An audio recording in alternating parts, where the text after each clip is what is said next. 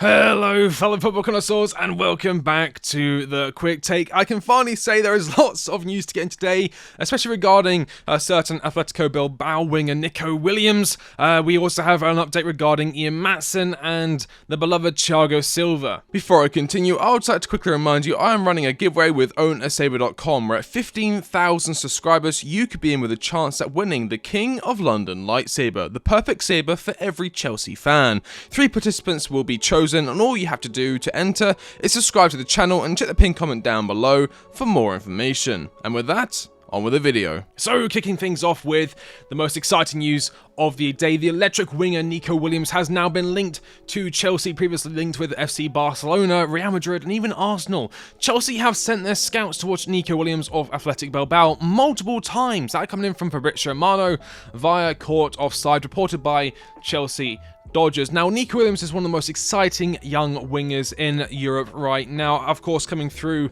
the Athletic Bilbao Academy, I am working on a player analysis for him along with the likes of Victor Osman, and I'm also working on manager breakdowns. I'm doing a lot of things behind the scenes. Don't worry, they are coming. But I was talking about NICO Williams, and as you can see by his heat map here for the La Liga season 23-24, he is predominantly a left winger. He likes to operate on those left flanks, basically where Mykhailo Mudryk plays. Now, you may be wondering, what does this mean for Mykhailo Mudryk? I think it means 2 things, but it also means another big thing for another winger we have, Raheem Sterling, and I'll get into that in just a second. But for Mykhailo Mudryk, this is either going to provide excellent competition for him, or this means that there is a high likelihood that we may see him either sold or we may see him loaned out and given more opportunities to play. But NICO Williams, he can play on both flanks. He can play on the left wing and the right wing, but as you can see by his heat map here, it is predominantly the left wing. Now, this is going to be an interesting signing if we do pull it off. He does have a release clause. He did sign a new contract with Athletic Bilbao a couple of, I think it was a handful of months ago, and he has upgraded his salary to 7 million euros per year, but that does include a 50 million euro release clause, which is around the same amount, if not, well, the exact same amount as Benjamin Šeško's release clause, so 50 million there. Not too bad for a winger of his status, of course. I'm just going to compare him with Mykhailo Mudryk here with the FB ratings. And as you can see, he's not really the biggest goal threat in the world when compared to other attacking midfielders and wingers, only averaging 0.21 goals per 90, putting him in the 41st percentile. But what he is good at is carrying the ball. As you see, his progressive carries ranking is very high. Put him in the 92nd percentile, and progressive carries received, which is at 10.96 per 90 in the 91st percentile. But he does like to offer himself creatively to the team, so crosses into the penalty area, 93rd percentile. Key passes, 1.95 per 90 there. He is on corners or he does take corners for Athletic Bilbao, 6.51 per 90 for Athletic Bilbao there. So we have been calling out for a set piece taker apparently, and one of those players I actually think would be a good idea for that would be Federico Di Marco of Inter Milan. Fantastic player. He was in my left back video. Of course, we are obviously interested in Alphonso Davies apparently, and with Maatsen, which I'll get into in just a minute, looking likely to leave, we may be after a left back, so maybe he could be on set pieces. But NICO Williams definitely does add that. But although he doesn't add the goal threat that maybe we're looking for, what he does provide us with is incredibly direct football in terms of his dribbling ability. So as you can see here, take-ons attempted, 98th percentile, 7.9 per 90, and successful take-ons, 95th percentile, 3.72. So he's very, very direct and very successful. He is quite young as well. I think he's around 21 years old. Incredibly fast, very quick feet, and what he loves to do is loves to do little shimmies, step overs, send players the wrong way, and then burst away. And doing that, he either gets past the player and then he moves closer to goal, obviously what you want to see, or he wins a foul, and majority of the time he wins it in the penalty area. Here we go, penalty kicks 0.1 per 90, but it's in the 96th percentile. Again, fantastic player. Ball recoveries, 7.9, carries into the final third, 80th percentile, and then carries into the penalty area, 87th percentile. All very, very relevant stats. And then when you compare that to Mykhailo Mudryk, again, Mudryk isn't really the goal threat that we're looking for in terms of what he's providing to the club. He does play and he has scored some goals before, but it has taken him a while to get on the score sheet for Chelsea Football Club in the blue shirt, and he is struggling for play time. But as you can see here, for progressive carries, he's not doing too badly either. 4.67 per 90, 78th percentile. Carries into the final third, 95th percentile, and then penalties in the carries into penalty area. 1.8 per 90 puts him into the 75th percentile. But I would like to draw attention to this from Mykhailo Mudryk and maybe why we may be looking to upgrade on that area, even though we have put a lot of patience and time into Mudryk.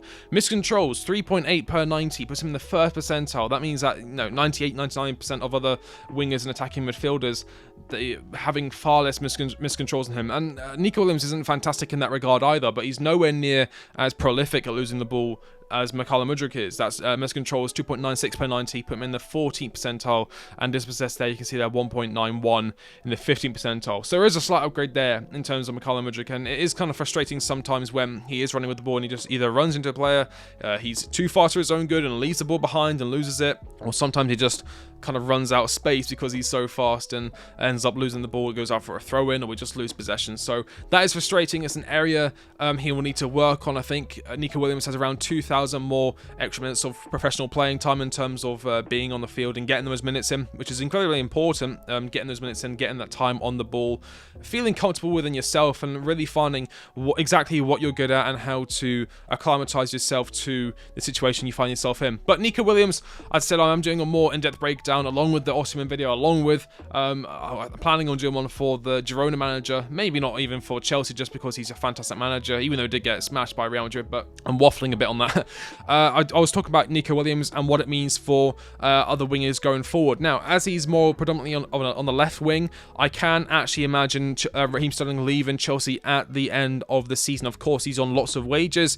Currently, as I said, Nico Williams is on around €7 million per year, which comes to around £114,000 a week. So that may be an area that we may have to open up his wages for, maybe offer him £130,000 a week. Nothing too crazy, but it's quite a lot for a 21-year-old. But we'll see what is agreed there. Obviously, we like to buy young and have them on low wages, so it really does feel like Raheem Sterling's time at Chelsea is coming to a close, especially if we're being linked to Nico Williams, who will be looking to replace him with his incredibly electric pace and dribbling ability and creative actions in the final third. But moving on to the next news story of the day. This coming in from Fabrizio Romano via YouTube. Borussia Dortmund might find it expensive to activate Ian Maatsen's release clause, and now other clubs are looking at him. There is a feeling between Chelsea and Ian that it's over. How funny is that? That we're looking for a left back, dying for a left back, and then we end up loaning out our only good left back, or not only good left back, but a fantastically designed left back who has offensive abilities, who, if we do bring in a new manager come the summer who likes to implement a 3 at the back football, he would be fantastic at.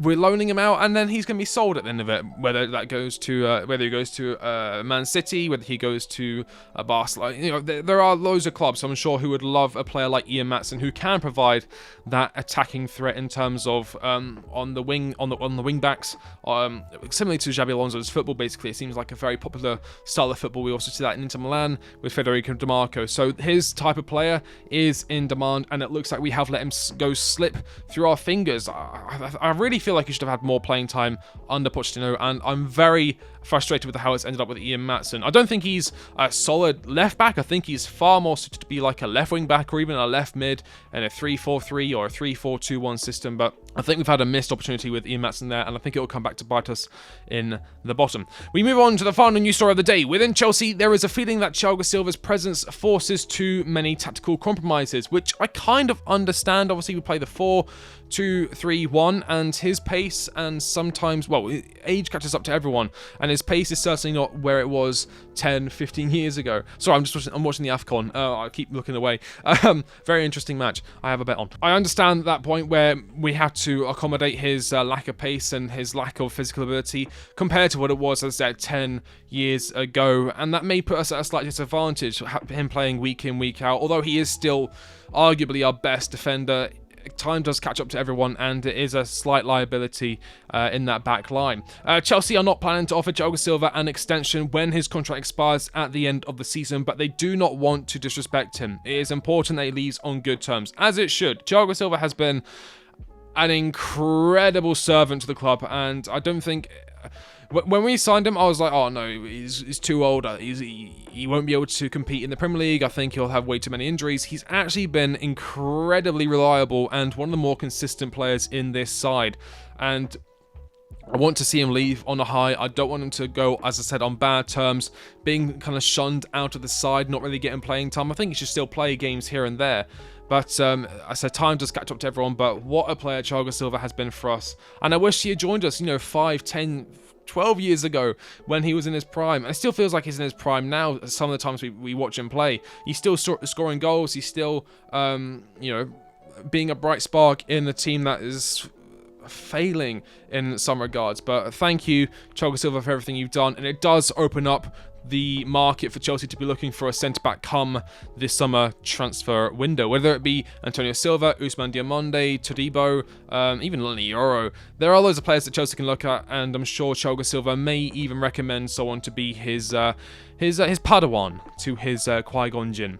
That about wraps up today's video. Would you take Nico Williams for 50 million euros? Yes or no? Ian Maatsen, it doesn't look like he's going to join Borussia Dortmund, but where do you think he'll end up? 35 million pounds there, around 41, 42 million euros when all is said and done. Good deal for Chelsea. Do you think we'll rue the day when we sell him? And of course, Thiago Silva, club legend. Thank you all so much for watching. If you like the video, like, comment, and subscribe. I've been the Quick Tech, and I'll catch you on the next one. See you later.